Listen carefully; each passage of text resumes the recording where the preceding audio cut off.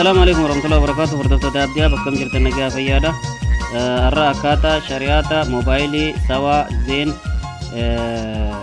سوا فراز شريعة سدين فرات مرتني سينجر سيسا سرتين أورتو فارس نينجا سندرو غرو أبدي أب سنتني ويوتاب سنتني أبدي أب غوتني سبسكرايب غودو اندغتنا وري غوتنيس غلطو مادا لايك شير غودو اندغتنا دا وري هاريني دفتن أبدي أب جتني يوتاب سنتني أبدي أب جتني سبسكرايب غوتني ماتيو غوتن برنوتا ويتا هوندا سرتي سني غديفنا غلطو مادا أما خرا برنوتا خنيا يانا فكينيا فما سم مساجي سنتني asirratti haariyatti seentanii zeen firraa cufuudhaaf durarratti zeen isin garsiisa gubbaa kanarratti torba duwwaa duwwaa shan duwwaa duwwaa duwwaa gootan gusadi jala kanarratti dhuftanii stop gootanii hanganuma qofa gootanii san booda sind hayyuu kana qofarra keessanii jechuudha sind hayyuu kana qofa bakkaan qalama isin itti mareetanii agartanii na fakkaatti sind gootanii hoggaa kana sind gootan isin raamurame jechuudha inni san booda maallaqatti naqattanis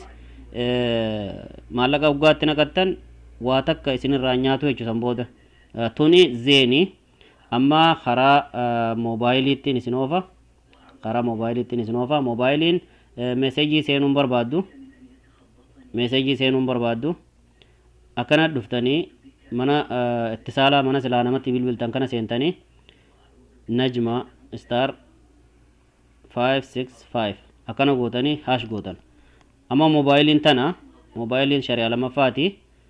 irruma dhooytanii meesejii isinii dhufa isinirraa hidhamteen mana meesejii keessatti isinii seenti jechuu isinis ugumata karra dhooytanii wanneen zeen akkasitti dafee irra utaalee isin garsiiseef zeen yeroo hedduu yeroo amma duraatis waan hin barsiisee fi moobaayilii fi sawa waan hin barsiisnee fi kan ammarra deebiitiin akkatti isin garsiisa okkeetti gootanii akkana isinin jetti SMSin risaalaa meesejii keessatti isinii dhufa achi keessatti waan isinin jettu eeggadhaa jaa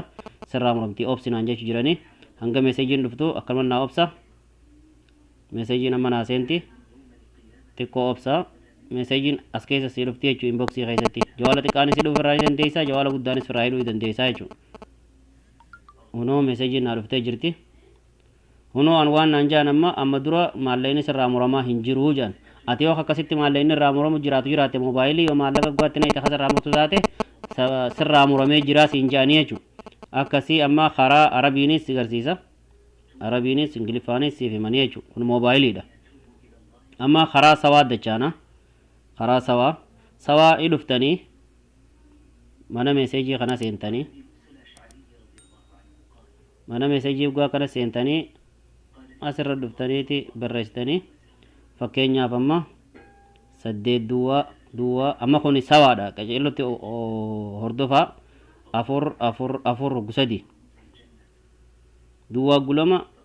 4 gusadi jechuudha 4 gusadi xiyya kun addaan siqee akkana gootanii eega akkana gootanii booda anama waan sawaa keessaa hin qabneefi asirra dhooytaniiti qubee daa qofa katabdan daa qofa katabdaniiti sinditti gootanii jechuudha hanganuma isinirraa cufamee bakka sindiyeetu tana tuyxanii